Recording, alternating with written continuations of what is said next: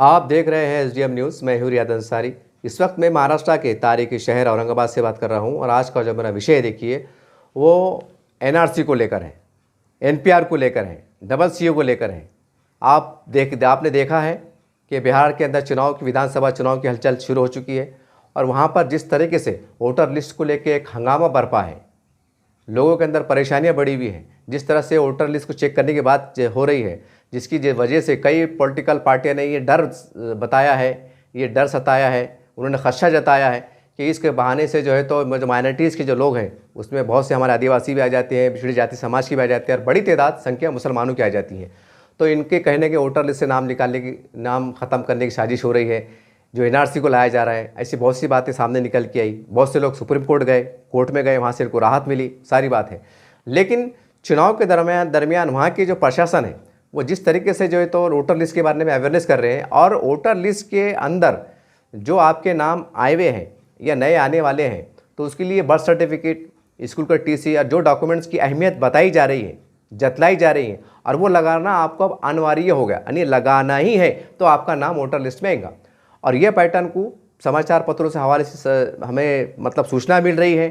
कई WhatsApp Facebook पे बातें गर्दिश कर रही हैं कि समाचार पत्रों में छप भी गया है कि बिहार का पैटर्न पूरे भारत के अंदर लागू करने की तैयारी की जा रही है कि पूरे भारत के अंदर चाहे महानगर पालिका हो, ग्राम पंचायत हो, जिला परिषद हो, जो भी हो, जो मतदान यादी होती है, अब उस मतदान यादी को बहुत बारीकी से खंगाला जाएगा और उसके अंदर जितने भी नाम है तो वो किस आधार पे है, उनके पुरावे क्या है, नए नाम डाले गए हैं तो उसमें बराबर स्कूल की टीसी ली गई थी कि नहीं ली गई थी, बर्थ सर्टिफिकेट था या नहीं था, या जो भी है इसकी बारीकी से जांच पड़ताल होगी।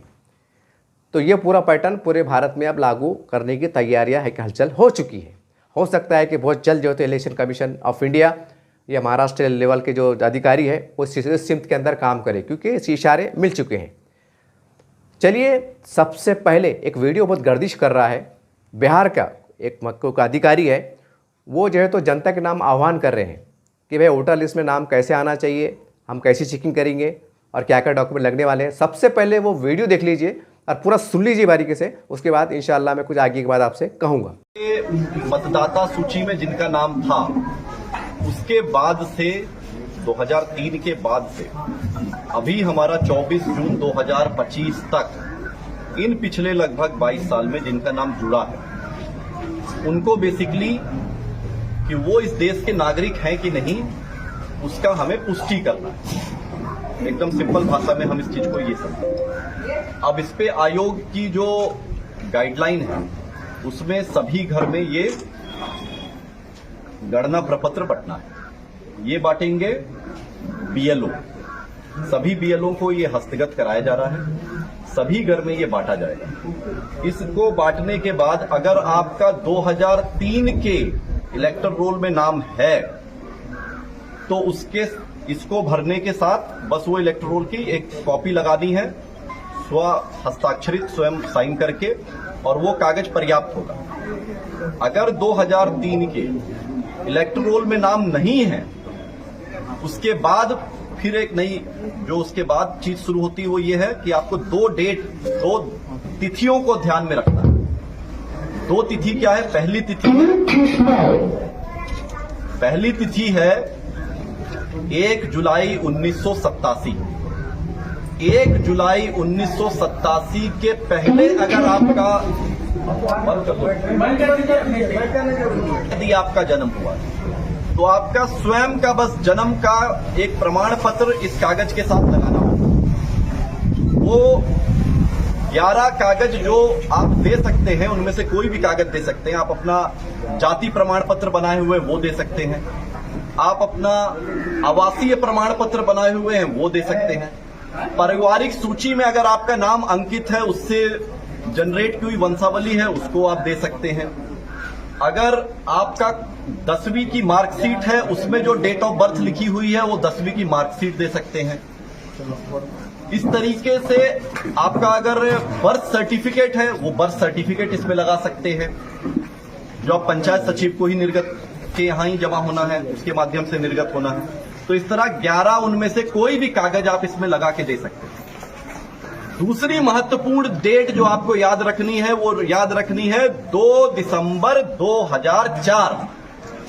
अगर 1 जुलाई 1987 और 2 दिसंबर 2004 के बीच में अगर आपका जन्म हुआ है और अगर आपकी 2003 वाले इलेक्टोरल में नाम नहीं है, अगर है ना, अगर आप 2003 के इलेक्टोरल और 2025 के बीच में अगर आपका नाम जुटा है और आपका 2003 वाले में नाम नहीं था और उसमें आप अगर 1 जुलाई 1987 से 2 दिसंबर 2004 के बीच में पैदा हुए हैं तो अपने जन्म के प्रमाण के साथ साथ अपने माता पिता में से किसी एक का प्रमाण भी साथ में लगाना अनिवार्य है।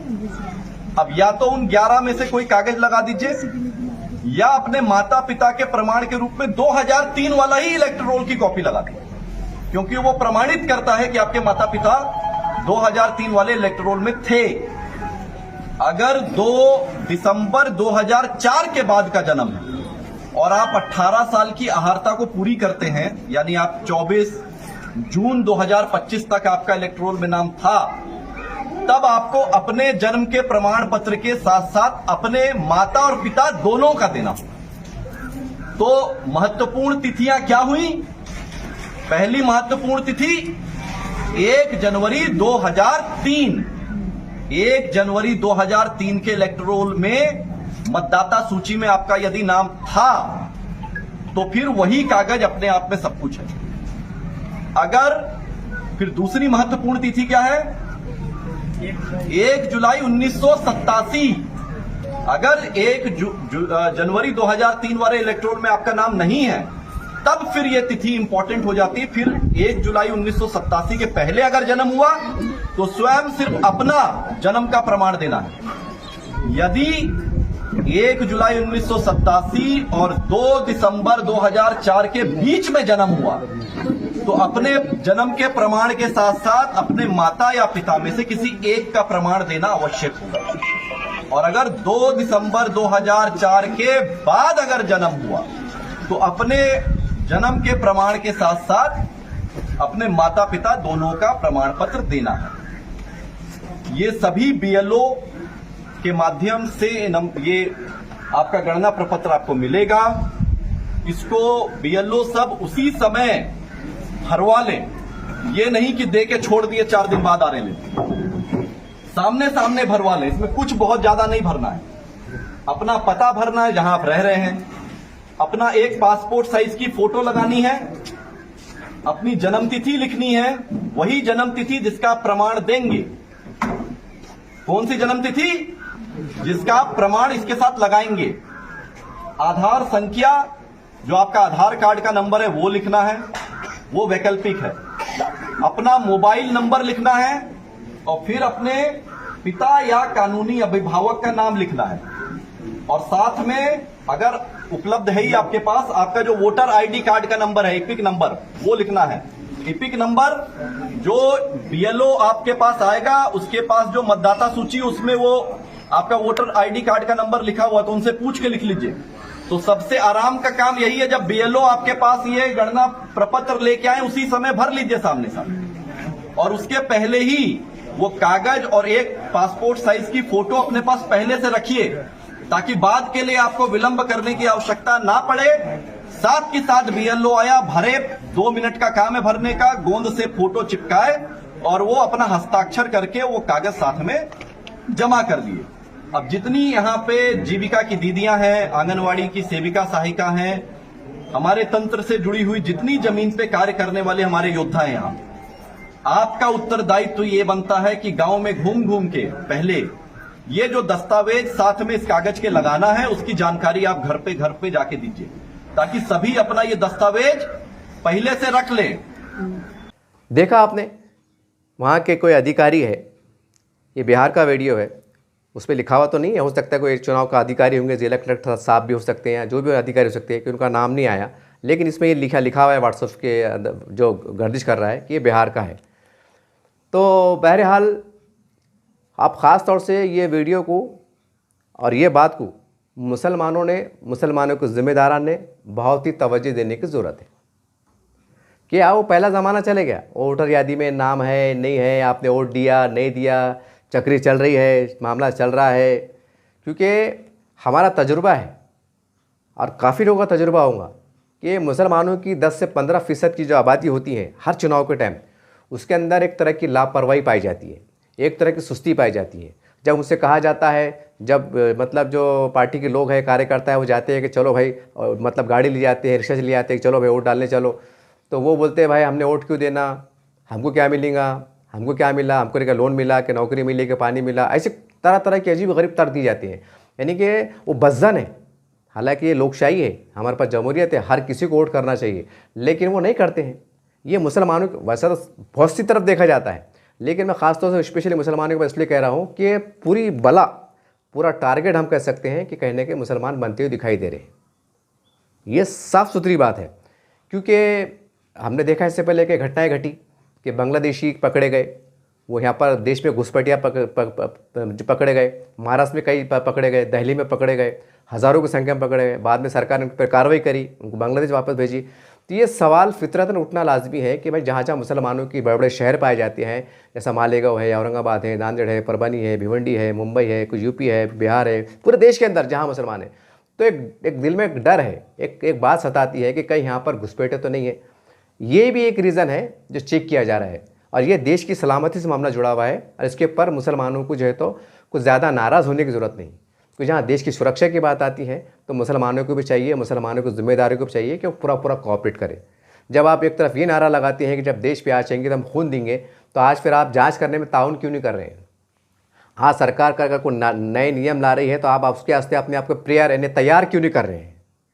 ये सबसे बड़ा सवाल है। हाँ, तकलीफ़ होगी, परेशानी होगी, लेकिन आपको तैयारी भी करना पड़ेगी। आप सिर्फ ये बोलेंगे कि भाई हम तो यहाँ के पुराने हैं, 50 साल से रह रहे, 60 साल से रह रहे, और अगर खुदा ना खास्ता अगर कोई अधिकारी आपसे पूछ रहा है कि बताओ तुम्हारे पास कुछ है क्या, और आप बोलेंगे कि हमारे पास कुछ नहीं है या गोलमोल जवाब देंगे, तो अब ये बिल्कुल चलने वाला नहीं है, बिल्कुल चलने वाला नहीं है। हो सकता है कि जब ये मामले बहुत ज़्यादा संख्या में, तादाद में अगर सामने उभर के आए, तो हो सकता है सरकार फिर अपने तौर से कुछ बड़े फैसले ले, क्योंकि मैंने पहले कहा कि ये मामला देश से सुरक्षा जुड़ा हुआ है। सवाल ये, जब 50 साल से रह रहे आपके पास ठोस पुरावे नहीं है, तो फितरतन सवाल तो उठेगा कि फिर आप कहाँ से आए, आप कहाँ के रहने वाले हैं, ये सवाल है। और ये सवाल जब उठता है तो अक्सर ही देखा जाता है कि मुसलमानों के ज़िम्मेदारों में, लीडरों में गुस्सा पाया जाता है कि वैसा कैसा पूछ रहे, हम क्या ऐसे है क्या? अरे भाई, वो सवाल कर रहे हैं आपसे कि आप कहाँ के हैं। जब आपको इतना पक्का भरोसा है, आप जब बता रहे हैं कि हम औरंगाबादी है, हम महाराष्ट्रन है, हम मालेगांव के हैं, हम नांदेड़ के हैं, हम भारतीय है, तो फिर एक कागज़ से दो चार लाजमी कागज़ रहते, उसको संभाल के रखना, उसको बताने में आपका क्या बिगड़ता है? ये बयानबाजी से बेहतर है कि उसके लिए आप तैयारी कीजिए। और बहुत अच्छी बात है, एक बार तकलीफ होगी, लेकिन बार बार का झंझट निकल लेगा। तो बहरहाल कि जैसा आपने वीडियो में देखा, अब मुसलमानों को चाहिए कि आपका इलेक्शन कार्ड, आपका आधार कार्ड, आपका बर्थ सर्टिफिकेट, अगर जो लोग 40 साल के, 50 साल के, 60 साल के, 70 साल के अगर ज़िंदा है, माँ बाप की शक्ल में है, दादा दादी की शक्ल में है, तो आपको ज़्यादा डरने घबराने की ज़रूरत नहीं है। लेकिन ये भी सच है कि आप भी आपके ज़माने में पहली पास, दूसरी पास, चौथी पास, सातवीं पास तो होंगे, क्योंकि पहले ज़माने में ऐसी इतनी लोग पढ़ते थे। निज़ाम के ज़माने में, फिर जो भी ज़माने में पहले गरीबी थी, ज़्यादा स्कूल का माहौल नहीं था, तो आमतौर से देखा जाता है बहुत कम लोग देखे जाते थे जो मैट्रिक है, जो आला सतह पे गए, बहुत कम, यानी रुपए में हम कह सकते हैं कि 10-15%। लेकिन 70-80% लोग क्या थे, ये थे 7वीं पास, 8वीं पास, चौथी पास, दूसरी पास, ये माहौल था। तो कहने का मतलब कि जो पुराने लोग हैं, इनके पास आज भी जो है तो पहली, दूसरी, चौथी, पाँचवीं की टीसी मिल सकती है कि आपने पढ़ा है, उर्दू में मीडियम से पढ़ा है, मराठी से पढ़ा है, जहाँ भी पढ़ा है। तो और दूसरी बात यह है कि पुराने लोगों के पास ज़मीन खरीदी रहती, खेती बाड़ी रहती, पुराने कागज़ रहते, तो आपको ज़्यादा डरने बिचकने की ज़रूरत नहीं है। लेकिन जो नई पीढ़ी है, जैसा बताया जा रहा है कि भाई 1982, 83, 87 जो भी ऐसे अलग अलग सन आ रहे हैं, तो अब इनके लिए जो है तो बर्थ सर्टिफिकेट ज़रूरी होगा। अब बर्थ सर्टिफिकेट ज़रूरी होगा तो फिर आपको निकालना है, उसके लिए टीसी लगती, टीसी के ज़रिए से जो है तो वो बन जाता, बर्थ सर्टिफिकेट बन जाता। तो इसके लिए आपको थोड़ी मेहनत करना पड़ेगी, आपको कि आपको साबित करना है कि हम यहाँ के नागरिक हैं और हम पे आप शक की उंगली भी नहीं उठा सकते। जब आप इतनी जुर्रत के साथ, इतनी बुलंद आवाज़ में अगर कह सकते हैं कि हम भारतीय हैं, तो उसके लिए आपको यहाँ के जो दस्तावेज़ जो मांगे जा रहे हैं आपसे, उसकी भी तैयारी करना ज़रूरी है। हाँ, अगर कोई टेक्निकल वजह है, जैसा भाई आप कह रहे हैं कि हम फला गांव में थे, एक एग्जांपल दे रहा कि कोई कह रहा है कि हम गंगापुर में थे, गंगापुर की जो है तो एक टांडा नदी के किनारे हमारा घर था, और जो तो 2 साल पहले एक सैलाब आया था और अब पानी में हमारा घर बह गया। अब जाहिर सी बात है, गंगापुर में जब वहाँ सैलाब आया था, नदी किनारे सैलाब आया था और वहाँ 50-60 झोपड़े घर बह के चले गए थे, तो वहाँ के तहसील में रिकॉर्ड रहता, वहाँ का पंचनामा रहता कि भाई यहाँ पर सैलाब आया था, 20 घर बह के चले गए, उनका बर्तन भांडे कपड़े कागज़ पत्तर सब बह के चले गए। तो ये कहीं ना कहीं ये आपको रास्ते रहते कि सरकार भी इसके अंदर कहीं की मदद करेंगी कि जब आपका घर बह गया, कागज़ बह गए, तो फिर कहीं ना कहीं रास्ते बनते। और जाहिर सी बात है कि जब आपका अगर कागज़ पत्तर बह गए तो अब गाँव के लोग तो आपको पहचानते ना, अरे ये तो गफूर भाई है, हम तो उनको बचपन से देख रहे, ये तो अब्दुल भाई है, ये तो इमाम भाई है, ये तो अब ये है। तो बोलने का मतलब गांव के लोग, हिंदू लोग पहचानते ना कि हाँ यार अपने साथ के, अपने बचपन के, स्कूल में पढ़े हुए हैं, हम साथ में पढ़े हुए हैं, लेकिन बेचारे घर बह गया, उसकी टीसी बह गई, मेरे साथ में छे, तो कहीं ना कि आपका रिकॉर्ड मिलता। आप ये मत बोलो अगर कागज़ बह गए, अगर आप बोले भाई मेरे घर बह गया, मेरी टीसी बह गई, लेकिन अधिकारी ये तो सवाल करेंगे ना आप कौन से स्कूल में पढ़ते थे, वो स्कूल का नाम तो रहता ना कि स्कूल भी बह जाता, कि स्कूल का नाम भी बह जाता, तो टीसी निकलती डुप्लीकेट। यानी कि मतलब रास्ते हैं।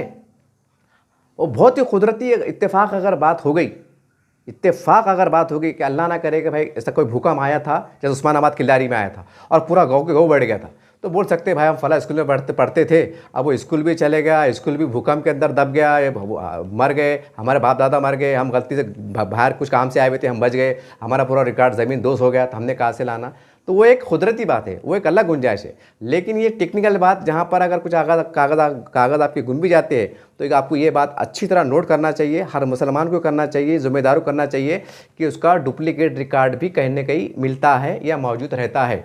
आप ये बोल के नहीं बच सकते कि भाई हमारे पास नहीं है, था तो गुम गया, वो फट गया, हमने कहाँ से लाना, ये क्या करना, उनसे पूछो, इनसे पूछो। अब अधिकारी इतने रिकामे नहीं है, इतने उनके पास फ्री टाइम नहीं है कि वो तुम बोलेंगे कि भाई वो गली में जाके पूछते बैठेंगे।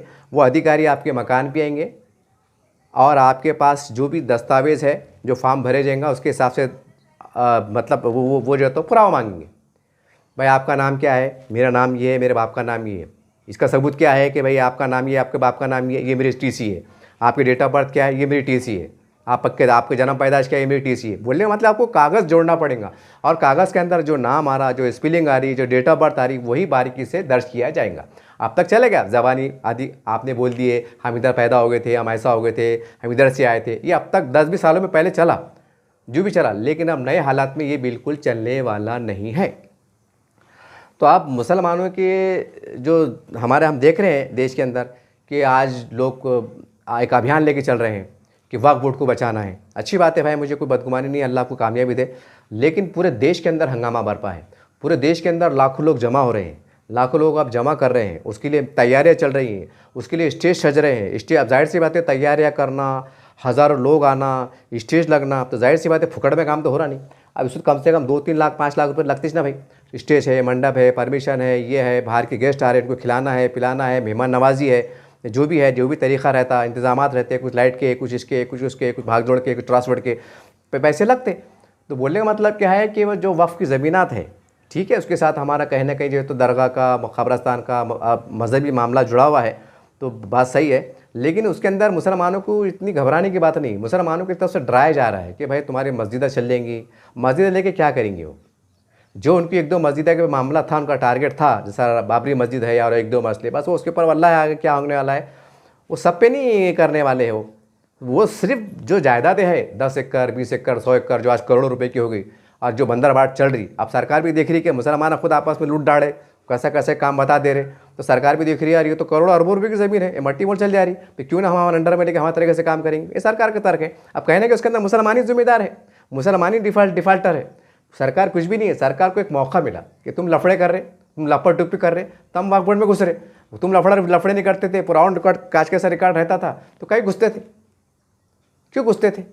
तो कहने की मतलब ये है कि मैं विषय थोड़ा भटक रहा हूँ, वापस आ जाता हूँ कि बोलने का मतलब क्या है कि पूरे हिंदुस्तान में आप मतलब दौरा कर रहे, हंगामा है, बेदारी ला रहे, मस्जिदों में बात हो रही, क्या क्या नहीं हो रहा, चौराहे पे बात हो रही, भाषण हो रहे, पेपर में बड़े बड़े ऐड आ रहे, उनके आर्टिकल आ रहे, अपीलें आ रही, सब कुछ आ रहा। तो बोलने का मतलब क्या, फुकड़ भी नहीं हो रहा, कहने कि थोड़ा बहुत कम ज़्यादा पैसे लग रहे। तो आपकी जवाबदारी है कि थोड़ा जो है ना, तो ये वक्फ बोर्ड को रोक दो आप। ये कुछ ज़मीनें भाग के जाने वाली नहीं है, कानून कायदे भाग के जाने वाली नहीं है, सब जिंदा रहने वाला है, सब जिंदा रहने वाला है, थोड़ी देर होंगी चलेगा, लेकिन सबसे पहले पूरे हिंदुस्तान में बिला ताखिर 1 सेकंड भी ज़ाय करके जो है तो जहाँ जहाँ मुसलमानों की आबादियाँ हैं, गांव हैं, खेड़े हैं, छोटे हैं, बड़े शहर हैं, वहाँ पर जो है तो एक मुनज़्ज़म तरीके से जो है तो मतलब ये 6-7 जो अभियान चला दो कि भाई जो डॉक्यूमेंट्स जो तुम्हारी भारत की नागरिकता को साबित कर सकते, जहाँ पर तुमको आज नहीं आ सकती, वो डॉक्यूमेंट की तैयारी, उसकी जांच, उसका जागरूकता अभियान आपको चलाना पड़ेगा। और इसके अंदर सरकार भी आपकी मदद करने बैठी हुई है। सरकार खुद चाहती है कि भाई हम आपकी मदद करेंगे। तहसीलदार है, कलेक्टर साहब है, ये भी इनकी परमिशन लो, उनके अधिकारी को बुलाओ, बड़े बड़े कैंप लो, मार्गदर्शन कराओ। ये हो सकता है, ये आपको काम करना पड़ेगा। नहीं तो हो रहा क्या, वो ज़मीन बच जा रही, इधर 10 लाख लोग मुसीबत में हैं, तब वो क्या करते? अब वो ज़मीन तो भागने वाली नहीं है ना। ज़मीन पे अगर नाजायज़ कब्जा है, जो भी है, जैसा भी है, वो ज़मीन भाग रही क्या है? ज़मीन तो ज़मीन बोलने वाली है। गंगापुर की ज़मीन 100 एकड़ है, तो ज़मीन वो 100 एकड़ ज़मीन गंगापुर में रहने वाली। वो ऐसा नहीं कि भाई कुछ अगर कार्रवाई हो रही तो ज़मीन उठ के जो है तो ऑटोमेटिक बम्बई चलने भाग जाएंगी, ऐसा कुछ है क्या? नहीं, जाके वहाँ रहने वाला, बेजान चीज़ें हो। बोलने का मतलब क्या है कि जो जानदार मुसलमान हैं, अब ये आपकी सबकी जवाबदारी है। इस्लामी तंजीमों की जवाबदारी है, पॉलिटिकल लीडरों की जवाबदारी है, सामाजिक कार्यकर्ताओं की जवाबदारी है, सोशल मीडिया जुड़े हुए जो लोग उनकी जवाबदारी है, एक आम जागरूक मुसलमान उनकी जवाबदारी है। मैं लफ्ज़ मुसलमान इसलिए कह रहा हूँ कि ये बहुत से लोग को कह रहे हैं कि भाई वो उन पर बल आएंगे, फिर वो हमारे क्रिश्चन मुस्लिम के भाई भी निशाने पर है, या आदिवासी भी है, तो ये इस तरह से बोल के भी जो है ना आप अपना वक्त बर्बाद कर लें। मैं बहुत खुले तौर पे कह रहा हूँ कि ये बड़े बड़े ज़िम्मेदार हैं ना, तो ये मंतक दिमाग से निकाल दो और इसके अंदर टाइम पास करना बंद कर दो। क्योंकि पार्लियामेंट में जो कहा गया कि हिंदुस्तान हिंदुओं का बहुत बड़ा स्थान है, मतलब हिंदुओं की रहने की एक बहुत बड़ी जगह है, जिसे आमतौर से हिंदुस्तान भी कहते हैं, भारत भी कहते हैं, इंडिया भी कहते हैं। और ये कहा गया कि भाई जो पाकिस्तान है, मतलब अफ़गानिस्तान है या बांग्लादेश है या जो भी पूरी दुनिया में जहाँ भी हिंदू पीड़ित होगा या उसको सताया जाएगा धर्म के नाम पर, उसके लिए हिंदुस्तान के दरवाजे खुले हुए हैं। तो कहने का मतलब क्या है कि आदिवासी भाई या दूसरे भाई बोले थे, कहीं ना कहीं ये जो आ रहे, ये कहीं ना कहीं हिंदू अज़म से जाके टकराते। सिर्फ एक मुसलमान समाज ऐसा है कि अगर उनकी मजहबी तुलना करें तो एकदम अपोजिट पाए जाते, ये अपोजिट पाए जाते। मतलब इनकी नज़रिया देखें, ये सिवाय अल्लाह को किसको नहीं मानते, ये पूजा पाठ पे विश्वास नहीं करते। अब बाकी दूसरी तरफ देखें तो उनकी कुछ शक्लें हैं जो कोई पूजा अर्चना की शक्ल जो है तो दायरे में आती। तो कहीं ना कहीं ये हिंदुस्तान की मतलब जो हमारे मुसलमान छोड़ के जितने भी हमारे गैर मुस्लिम भाई है, उनके लिए कोई मसला ही नहीं है, क्योंकि उन्होंने खुद वेलकम कर रहे हैं। वो खुद सरकार कह रही है कि भाई हम हिंदुओं का हमारा हिंदुस्तान है, हम अगर हमारे हिंदू भाइयों पे जुल्म होता नहीं देख सकते, हम हिंदुओं की रक्षा करने के लिए हम कानून बना रहे हैं, तो कौन से हिसाब से अगर फ़र्ज़ करो आदिवासी भाई के पास भी अगर फ़र्ज़ करो कल को डॉक्यूमेंट्स नहीं रहे तो आप ये तर्क दे रहे हैं कि नहीं उनको भी हकाल देंगे, उनको भी करेंगे, उनको कर ही नहीं सकते, क्योंकि वो खुले तौर पर कह रहे हैं कि हिंदुस्तान पूरे दुनिया में रहने वाले जहाँ भी हिंदू कर पीड़ित होता होगा तो उसके लिए हम एक सुरक्षा प्रदान करेंगे और उसका नाम हिंदुस्तान है। तो ये दिमाग से निकाल दो, मसला सिर्फ मुसलमानों का आगे टिका हुआ है। वो भी इसलिए आगे टिका हुआ है क्योंकि इसमें घुसपैठे के लफड़े हो गए। बंगाल का मसला है, आसाम का मसला है, कश्मीर का मसला है, इधर से मसला है, एक अफवाह का बाज़ार है। बहुत सी बातें सच्चाई भी है कि बहुत से घुसपैठे पकड़े गए, बहुत से बांग्लादेशी हिंदुस्तान में घुसे जो मुसलमान ही थे, उनको डिपोर्ट किया गया, उनको भिजाया गया, कानूनी कार्रवाई की गई। जब हज़ारों की संख्या में बांग्लादेशी पकड़े जाएंगे और वो कहने के मुसलमान रहेंगे तो सवाल तो सरकार तो करेंगी ना कि भाई अगर ये सिलसिला चलते रहा, बांग्लादेश से भी आ रहे, पाकिस्तान से भी आ रहे, इधर से भी आ रहे, इधर से आ रहे, तो आबादी के तनाव से बिगड़ेगा। तो सरकार का फितरी हमारे कंट्रोल करना। और ख़ास बात ये भी है कि अब हिंदुस्तान का कोई भी मुसलमान, कोई भी नेता, कोई भी संगठन भी नहीं चाहती कि हमारे देश के अंदर चाहे पाकिस्तान से हो, बांग्लादेश से हो, कोई घुसपैठिया मुसलमान ही क्यों ना हो, खासकर मुसलमान यहाँ पर आए और हमारी तकलीफ का सबब बने, कोई मुसलमान नहीं चाहता। तो कहने का मतलब क्या है कि सारी बातों को आपको देखना पड़ेगा। आप इस कार्रवाई से बच नहीं सकते और ये कार्रवाई गलत भी नहीं है। अगर आप ये बोल रहे हैं कि मैं औरंगाबाद का हूँ, मैं औरंगाबाद में पैदा हुआ, तो आपसे अधिकारी बोल रहा है कि आप पैदा हुए तो आपका माँ बाप का बताओ, आपका बताओ, और आप बोलेंगे कि भाई वो दिख रहा नहीं, मिल रहा नहीं, हमने निकाले थे। अब ये सुस्ती की बात, ये काहिली की बात अब बिल्कुल चलने वाली नहीं। जिस तरह से वक्फ बोर्ड को बचाने के वास्ते आपने पूरे मस्जिदों में, गलियों में, महलों में अभियान चलाया, सभी ने बेला लिहाज चलाया, उसमें सियासी लोग भी शामिल हुए, मजहबी लोग भी शामिल हुए। अभी आपकी जवाबदारी है कि यार महल्ले महल्ले के अंदर कैंप लगाओ, मस्जिदों में बेदारी मुहिम चलाओ कि भाई हर आदमी, हर घर का जो जिम्मेदार है, जो भी है, बड़ा है छोटा है, वो आपकी जवाबदारी है। अगर आपके घर में 18 साल के ऊपर अगर समझो 7 लोग हैं तो 7 लोगों के आधार कार्ड, इलेक्शन कार्ड, उनके बर्थ सर्टिफिकेट, उनके राशन कार्ड में नाम, उनके रहवासी या उनकी जो भी है सरकारी मतलब कुछ है जो भी है, ये सब डॉक्यूमेंट्स को आपको बहुत अच्छे से संभाल के लेमिनेशन के साथ रखना पड़ेगा। अगर नहीं है तो आपको आज ही से कार्रवाई करना पड़ेगी, क्योंकि अब इलेक्शन के बाद जो है तो ये माहौल शुरू होने वाला है।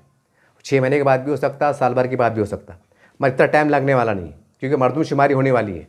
मरदमशुमारी डिक्लेयर भी हो गई, ऐसा नहीं है कि भाई कब होंगी बोल के, ऐसा कुछ भी नहीं, बस साल 6 महीने का टाइम है।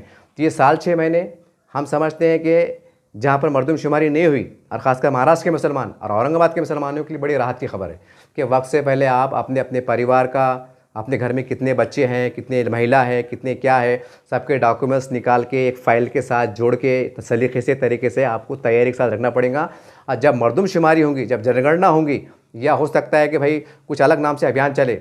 अलग नाम बोले तो भाई जैसा वोटर लिस्ट है, अब चेकिंग हो रही, मेरे घर पे आ गए, हाँ बताओ अंसारी साहब आपके घर में कितने हैं?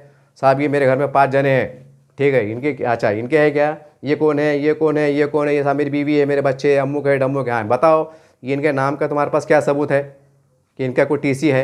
अगर सरकारी अधिकारी पूछेंगे तो तुम ऐसा बोलेंगे क्या, एड़े बातें करेंगे क्या? अरे रहना साहब तुम एड़े बातें कर रहे क्या, 30 साल पुरानी यादी है ना हो, आप तुम क्या चेक कर रहे, हमके बाहर के क्या, हमके अंदर के क्या? अब ये रिकामे बातें जो चलने वाले नहीं। मैं सादी लैंग्वेज में इसलिए बात कर रहा, अब मैं भी क्लियर कर दूँ कि बहुत से एक बार कमेंट आया था कि यार ये बात ऐसी करते, गौरान बात करते, इनको पत्रकार किसने बनाया, तो मैं उनको वजाहत कर दूँ। अल्हम्दुलिल्लाह अल्हम्दुलिल्लाह मेरी उर्दू पे इतना कमांड है, अगर मैं प्योर उर्दू में बात करूँगा ना तो आप बोलेंगे ये आदमी को इस चैनल पे नहीं होना चाहिए था, इनको तो ऑल इंडिया रेडियो पे होना चाहिए था। इतनी फसी शाइस्तगी के साथ, निहायती तलफ़ुज़ के साथ, कम अल्फाजों में और कम जुमलों में अदायगी के साथ मेरे सलाहियत है, लेकिन मैं रवानी बात इसलिए करता कि आपके समझने में आसानी हो। समझे बात को आप? कहने का मतलब क्या है कि कोई बातें अगर लग रही होंगी ना तो दिल पे मत लो, बस ये समझ लो कि बंदा सबने समझाने के वास्ते बोला, और ये बात दिल को छू जाएंगी ना, बोलते हैं जो बात दिल को छू जाती, दिमाग बढ़ जाती, तो काम आसान हो जाता। वही नज़रिए से बात कर रहा मैं। तो तमाम मुसलमानों को चाहिए कि वो अपने अपने कागज़, Aadhaar card, election card, ration card, निकाहनामा है तो निकाहनामा, बूढ़ों बड़ों का कुछ है क्या, वालिद साहब का, दादा का, दादी का डेथ सर्टिफिकेट, वो इंतकाल कर गए थे, उनका कुछ जन्म कुछ है क्या, या उनका कुछ जन्म दाखिला है क्या, या हो सकता है भाई कि भाई आपके वालिद साहब या दादा को पढ़े हुए थे निज़ाम के ज़माने में, पहली दूसरे पास से टीसी है, जैसा मेरे पास है। मेरे पास मेरे वालिद का भी जो है तो टीसी है, और ख़ास बात ये आपको हैरत होंगी कि मेरे पास मेरे मतलब मेरे दादा के वहाँ मेरे वालिद पैदा हुए थे, यानी उनका बर्थ सर्टिफिकेट, यानी उसको अगर समझ लीजिए साहब 100-150 साल पुराना, वो भी है। वो बुल्ढाने की तहसील में देखो, वहाँ से उसको बोलते हैं कोटवार बुक, एक उसका नाम है, हमारे पास है वो। बोलने का मतलब क्या है कि निकालना पड़ेगा आपको। अब ये काम बोलने चलने वाला नहीं कि भाई जान दो मरदमशुमारी में नाम नहीं तो नहीं आया, क्या हो रहा, क्या होगा, जो कागज़ बता देंगे, बोल देंगे कि साहब हमारे पास नहीं है, क्या करते हमारा करो, ये बातें चलने वाली नहीं है। अब तुम बोलेंगे क्या करते हो, आगे चल लेंगे और वो भूल जाएंगे, नहीं, वो अधिकारी को बराबर पर डायरेक्शन देंगे कि भाई जहाँ पर आपको शक लिख रहा, जहाँ लोग आपको कॉपरेट नहीं कर रहे, आपको सही आपका सवाल का जवाब सही नहीं दे रहे, तो उससे आप बहस मत करो। वो घर नंबर क्या है उनका, जो भी क्या है, 2-4 कागज़ ले लो, उसके ऊपर अलग से तुम्हारा एक रिमार्क करो कि भाई ये ऐसा ऐसा इन्होंने बराबर कॉपी नहीं करे और हमको इसमें शक है, इनकी दोबारा एक जांच होने की ज़रूरत है। वो रिमार्क करके साइन मार के दे देंगे। अब जो रिमार्क वाले डॉक्यूमेंट रहेंगे 1000, 2000, 3000, 5000, 50,000 जो भी है, उसका गट्ठा लग जाएगा, तो आराम से फील्डिंग लगा के, जैसा भी कैसा है ये अति क्रमांक का चढ़ा, बड़े धड़ाधड़ बिल्डिंग गिर रहे और किसके सुनी नहीं जा रही, कोई कागज़ नहीं होना, कोई लीडर नहीं, कोई पार्टी नहीं, चलो सर को दनादन गिर रहे, मतलब और क्या बोले, कानून है, कानून के पर क्या चाह रहे हो कि हाई कोर्ट के आदेश है, तो भाई फिर आलू से हाई कोर्ट के आदेश आएंगे कि जो फिर ये सरकार है उनके पास जाएंगी, फिर सरकार हो सकता है कोर्ट से मदद ले कि भाई ये लाइन ऑर्डर का मसला आ सकता था, हमने क्या करना चाहिए, तो हो सकता है कि भाई कोर्ट भी समोटो ले ले कि भाई 50,000 लोगों का डॉक्यूमेंट अधूरे से अधूरे है, उनको सख्ती से जाँच की जाए। अगर सरकार कोर्ट की तरफ से आदेश आ गए तो फिर जाहिर सी बात सरकार बोलेंगे अब तो कोर्ट के आदेश है हमको, और कोई अगर बंदा चलेगा कोर्ट में साहब ऐसा है वैसा है, सरकार ये तर्क दे कोर्ट के अंदर कि साहब इतने बांग्लादेशी पकड़े गए, दिल्ली में पकड़े गए, महाराष्ट्र पकड़े गए, नासिक में पकड़े गए, कहीं पकड़े गए, हमने उनको करे, अब हमको शक है कि जहाँ मुसलमानों की आबादी वहाँ घुसपैठे तो नहीं है, हम एक सिर्फ देश की सुरक्षा के लिहाज से जांच कर रहे हैं, हम यहाँ के मुसलमानों को हमारा सताने का कोई इरादा नहीं है, यहाँ के जो नागरिक है इनको हम कुछ सताना नहीं चाहते, हम सिर्फ एक जाँच कर रहे हैं। तो जाहिर सी बात है कोर्ट ये तो नहीं बोलेंगे ना कि जान दो कहीं को कर रहे, वो तो 50 साल से रह रहे बूढ़े ना, कोर्ट तो बोलेंगे देश की सुरक्षा का मसला तो करो, और जब कोर्ट की तरफ से ऐसा आदेश आ जाएगा, फिर जैसा आज आती क्रमांक चल रहा, उसके अंदर बोला जा रहा है कोर्ट का आदेश है, तो बड़े बड़े 3-3 4-4 माली की बिल्डिंग धड़ धड़ गिरा दे रहे, तो जाहिर सी बात है फिर तो देश की सुरक्षा मसला है। इसके अंदर तुमको ऐसा पानी पीने की वो नहीं देंगे सहूलत फिर। हाँ, ये बात लिख लीजिए आप, क्योंकि जब कानून का हथौड़ा चलेगा और खुदा ना खास्ता कोर्ट के ऑर्डर आ जाएंगे, तो फिर सरकार तो चाहती कि ऐसा हो, और उसके अंदर सोने पर सुहागा कोर्ट के ऑर्डर आ जाएंगे, तो जाहिर सी बात है फिर तो बोलेंगे ना ये कोर्ट के ऑर्डर है, बताओ तुम्हारे और तुम और कहाँ रहते थे, किधर रहते थे, क्या रहते थे, फिर कहाँ भागते फिरेंगे। ये मैं डराने के वास्ते नहीं बोला, क्योंकि आप बोलते ना अब हर बात अब मुसलमानों को जिम्मेदारी को समझना चाहिए, और सबसे पहले ये समझना चाहिए कि मोदी गवर्नमेंट है, ये जो करते हैं ये बोल के बताते हैं, ये करके बताते हैं। इनके जो मंशूर में जिन्होंने बोला है कि हम ये करेंगे तो वो कुछ करना ही है।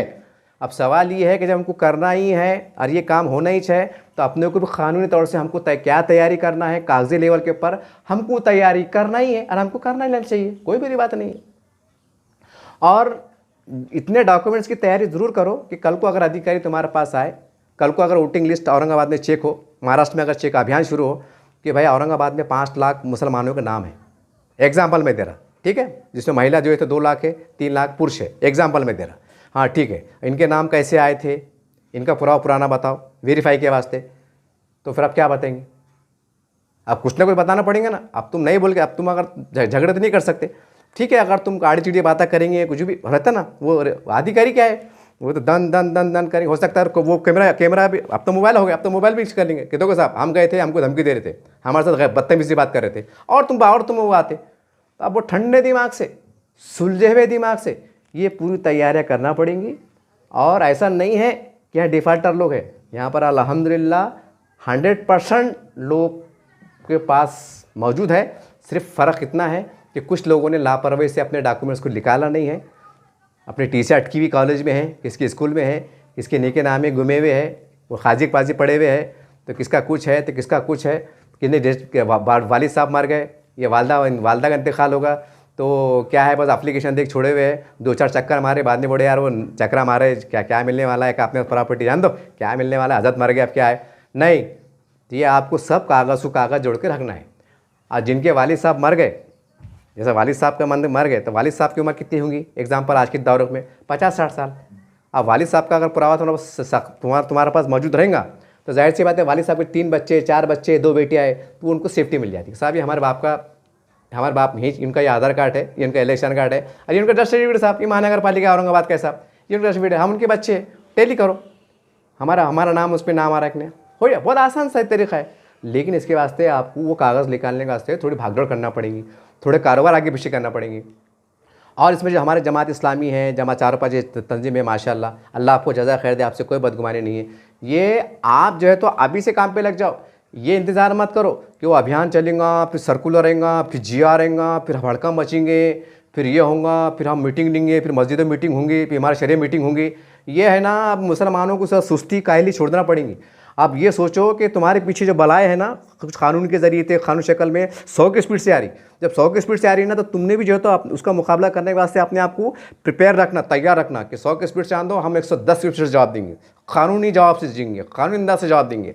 आप सुस्ती में रहेंगे, पड़े रहेंगे, फिर अचानक जो है तो बोलेंगे बताओ, और तुम बोलेंगे क्या है मेरे पास, तो क्या है ना मेरे पास, चलो घर में बैठ के खा रहे, उधर बैठ के खाओ, फिर पेपरों में आ रहा, जांच के नाम पे हिरासती के बनाए जा रहे, ये जाना जा रहे, अल्लाह जाने फिर कैसा डर का माहौल रहेगा, कैसे अफवाह का बाजार रहेगा। क्योंकि अभी NRC का मसला चला, तो कितने पार्लियामेंट में, विधानसभा में, पार्लियामेंट कैसे मुसलमान लीडर बात करे, वो डिक्टेशन कैंप रहेंगे, वहाँ भर्ती करे जाएगा, फिर ऐसा होगा और वैसा होगा, करे ना, यानी अभी कुछ हुआ भी नहीं, तो कैंप भी लग गया, भर्ती भी हो गई, उठा भी लिए, अब तो डिक्लेयर होगा, अब डिक्लेयर होगा ना। अब मुसलमान के नेता कहाँ गए, अब मुसलमान नेता जो है ना, तो बोल बचन कम करो, आप दिमाग ये मत लड़ाओ कि मोदी सरकार है वो ऐसा कैसा कर रही, ठीक है वो कर रहे हो, टैप मारने पे कोर्ट में चल जाएंगे, सारी बात है, लेकिन जो 6-7 चीज़ें जो अपने बस में है, जो अपन तैयारी कर सकते हैं, जिसके वजह से हमारी नागरिकता पे, यहाँ की रहवासी पे कोई आँच नहीं आ सकती है और हमारे लिए और बेहतर बात सकती है, तो उसके ऊपर अपने कार्यकर्ताओं को काम पे लगाओ। जैसे इलेक्शन तैयारी करते ना, घर घर जाते, चेक करते, चिट्ठियाँ बांटते, बाजी खाला हमको वोट दो, ऐसा करो, दुआ में याद रखो, दिन में याद रखो, जोहर में याद रखो, ऐसा बोलते ना, तो घर घर जाओ, ये बोलना भाई तुम्हारे पास क्या है, रजिस्टर ले जाओ, फिर मालूमात दो, जो मस्जिद में बात करो, प्रचार करो, तमाम कार्यकर्ताओं काम पे लगाओ। और जितने हमारे चारों पांच इस्लामी तंजीमें हैं ये भी है कि ये भी इस्लाही माशरा ऐसा प्रोग्राम लेते ना, तो इसके ऊपर कि एक जगह जगह जगह जगह जो है तो पढ़े लिखे काबिल लोग जो कानून के माहिर है, जो उसकी बारीकी को नज़ाकत को समझते हैं, उनको इस पर देने लगाओ कि वल्ला भाई तुम समझाओ कि कैसा करना है, क्या करना है, कागज़ की कितनी अहमियत है, नहीं रहेंगे तो उसके नुकसान क्या हो सकते हैं। ये जगह जगह अभियान चलाओ। ये अभियान चलेंगे तो लोग भी जागेंगे, लोग भी जो है तो सलीके से कागज़ जोड़ के रखेंगे। उनकी समझ में आएगा नहीं यार अगर नहीं होता ऐसा हो जाएगा, फिर ऐसा होगा, फिर वैसा होगा, तो लोग जुड़ेंगे। नहीं तो तुम सैलाब आ जाएगा और फिर बोलेंगे नहीं यार तो फिर क्या होगा। ये ठीक बात नहीं है। चारों पाँचों हमारे इस्लामी काबिल एहतराम इस्लामी तंजीमों का काम है कि अभी से काम पे लगो, प्रेस नोट पे प्रेस नोट दो, मस्जिदों में बात करो, चौराहे पे बात करो, प्रशासन से भी बात करो, प्रशासन की मदद लो। प्रशासन भी आपके साथ खड़ा हुआ है। प्रशासन आपसे ये नहीं कर रहा कि भाई हम कैंप में नहीं आते, हम आपको कैंप की परमिशन नहीं देते, ऐसा कुछ भी नहीं है। सरकार बिल्कुल आपके साथ में है। यहाँ के नेता है उनको बुलाओ, उनको जो भी हम क्या कर सकते हैं मदद सकते हैं। बोलने का मतलब क्या है कि आप अपने अपने मोहल्ले का गली का जो है तो बारीकी से नज़र रखो, कितने लोगों के घर में कितनी आबादी है, कितने वोटर है, कितने के पास डॉक्यूमेंट नॉन कंप्लीट है, नहीं है तो क्यों नहीं है। ये अभी से जो है तो अपनी तरफ से तैयारी करेंगे ना तो टाइम आने पे आसानी जाएंगी और बड़ा बवाल से, बड़े हंगामे से, बड़े आफतों से, बड़े अफवाहों से आप बचेंगे। और जब मुसीबत आएंगी ना तो जब आपको करना ही चाहिए, भागदौड़ी भी करेंगे, वकील भी लगाएंगे, सुप्रीम कोर्ट में जाएंगे, लाखों रुपए खर्चे भी करेंगे, धरने भी निकाल लेंगे, मोर्चे भी निकाल लेंगे। जब बराबर टाइम देंगे, जब बराबर पैसे खर्चा होंगे, जब वकील पे खड़े रहेंगे, तो आज तुमको अच्छे अंदाज से तैयारी करने में क्या बिगड़ रहा, अपना करो ना। और उसके बाद भी अगर 10-15% अगर किसी वजह से रह जाते हैं, अगर वो किसी वजह से कोई मतलब वो बातचीत उनका मामला उठता है तो समझे वाली बात है भाई। 100 में से अगर 10% का मसला आ रहा है तो उसको निपटना बहुत बड़ी बात नहीं है। हमारे पास कानून है, कायदे है, प्रशासन है, सब है। तो लेकिन जो 90% है वो अपने आप को सेव करो ना। अब तुम 90% का झमेला लेके आ जाएंगे, फिर सरकारी बोलेंगे क्या बात है भाई, तुम 50 साल से रह रहे, 60 साल से रहे, औरंगाबाद में रह रहे, मालेगांव में रह रहे, इधर रह रहे, उधर रह रहे, तुम बोले हम इतने साल से रह रहे, तुम्हारे पास ये नहीं, तुम्हारा वो नहीं। और कहानियाँ चढ़ी, हमारे अब्बा थे, वो भाई गए थे, वो ऐसे थे, उन्हें टीसी निकाले थे, हमको क्या मालूम था, वो हमारे अब्बा हम पेट भरने को आ गए थे, हम तो यूपी के थे, हम तो मालेगांव के थे, औरंगाबाद में आ गए थे। अब ये सब कहानियाँ चलने वाली नहीं। आप याद रखो हिंदुस्तान बहुत बड़ा है, हिंदुस्तान सबके लिए घर की मानद है। आप कहीं भी जाके रह सकते हैं, लेकिन कानून की पासदारी आपको करना पड़ेगा। जो सलीके कागज़ की जो अहमियत है वो आपको जोड़ के रखना पड़ेगा। आप हिंदुस्तान में कहीं भी चल जाओ, अगर औरंगाबाद से कश्मीर भी जा रहे हैं तो मेरा काम है कि मेरे पास 10-12 डॉक्यूमेंट साथ में रहना है। साहब मैं औरंगाबाद का बंदा है, मैं कश्मीर पेट भरने को आया। अगर मैं ये बोला कि साहब मैं औरंगाबाद से आया, मेरे पास कुछ भी नहीं है, तो बोलेंगे भैया ये आतंकवादी तो नहीं, पाकिस्तान से तो नहीं आए। फिर ऐसा बोले बुरा लगता। तो बोलने का मतलब क्या है, अब ये सुस्ती काहली छोड़ दो। ये मुसलमानों को बहुत महंगी पड़ने वाली है। और जो मुसलमान बेचारे कम पढ़े लिखे अनपढ़ है, अब बेचारे पेट के मारे मजदूर परेशान है, ज़्यादा कानून कायदे की मालूमात नहीं है, तो ये नेताओं की जवाबदारी है कि सबसे पहले इसके अंदर काम पे लगो। ये मत देखो कि जब जी आ रहेगा, जब देखेंगे, जब सरकार देखेंगे हम भी देख लेंगे, हम भी निपट लेंगे। अब हर बार मामले के अंदर निपट लेंगे या कोर्ट में चल लेंगे। अब ये बातें बंद करो और अपने आप को साबित करो कि हम एक बाशऊर कौम है, एक तालीम याफ्ता कौम है, एक महज़िब कौम है। हम एक जो है तो वतन से प्यार करने वाले हैं। हम यहाँ के घुसपैठा नहीं है। ये हमारे कागज़ है, कागज़ मार के कानूनी तौर से मुंह पे तमाशा मारो तो ये समझा जाएगा कि नहीं आप बेदार कौम है। न तो वहाँ पर हम तैयारी नहीं करेंगे, हमारे पास लापरवाही, हम खुद वो करते बैठेंगे और बाद में बोलेंगे कि हम हिंदुस्तान किसका बाप का नहीं है और इसकी किने ऐसा नहीं करा, हमने आज़ाद करा, हमने पानी दिए, खून दिए। अब ये डायलॉगबाजी चलने वाली नहीं। कानून सबसे बड़ा है, कानून को शिकंजा कसेंगा तो कोई आपको बचाने नहीं आएगा। ये बात अच्छी तरह जहन में बिठा लो और ये होना ही वाला है, ये बचना नहीं है आप।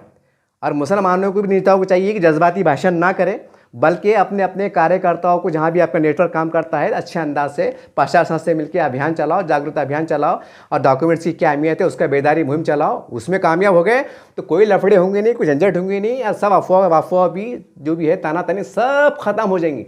लेकिन अगर तुम बोलेंगे नहीं नो हमारी भी राजनीति चलेंगी, और राजनीति फिर वही बात हो रही है ना, फिर मुसलमानों की लाशों पे, उनकी बर्बादी पे, तबाही पे राजनीति कर रहे हैं। यानी आज जो काम करने का है तुम वो काम नहीं करेंगे, रिकामा बातें करेंगे तो फिर मुसलमान बेचारे परेशानी होंगी। खैर अल्लाह देख रहा, अल्लाह खूब देख रहा, अल्लाह बड़ा कारसाज है। वो बोलते हैं ना इसका कोई नहीं यार, उसको खुदा यार। फिर अल्लाह रब्बुल आलमीन है। अल्लाह बोलते हैं ना जहाँ पर जब इंसानों की अक्लें ख़त्म होती हैं तमाम, फिर वहाँ से उसका जलवा, उससे खुदरत शुरू होती है। फिर अल्लाह रब्बुल आलमीन है। वो तो गरीबों के लिए कैसे राय खुलेंगे, कैसी मदद के खुलेंगे, वो तो अल्लाह रब्बुल बेशक करेंगे। लेकिन जो आपने आपको मसीहा बोलते ना, चाहे मजहबी हो, सियासी हो, समाजी हो, अखलाकी हो, तहजीबी हो, कोई भी हो, ये आपकी जवाबदारी है कि एहसास अपने गलियों में, मोहल्ले में, ख़ानदान में एहसास दिलाओ, उसके ऊपर बयानात भी दो, उसके ऊपर सोशल मीडिया का इस्तेमाल भी करो, इसके ऊपर अच्छे अंदाज से काम पे लगो, तो माना जाएगा कि भाई आने वाले हालात बेहतर हो सकते हैं। नहीं तो फिर क्या होगा तो अल्लाह ही बेहतर जानता है। देखते रहिए आप एसडीएन न्यूज़ चैनल। जय हिंद, जय महाराष्ट्र।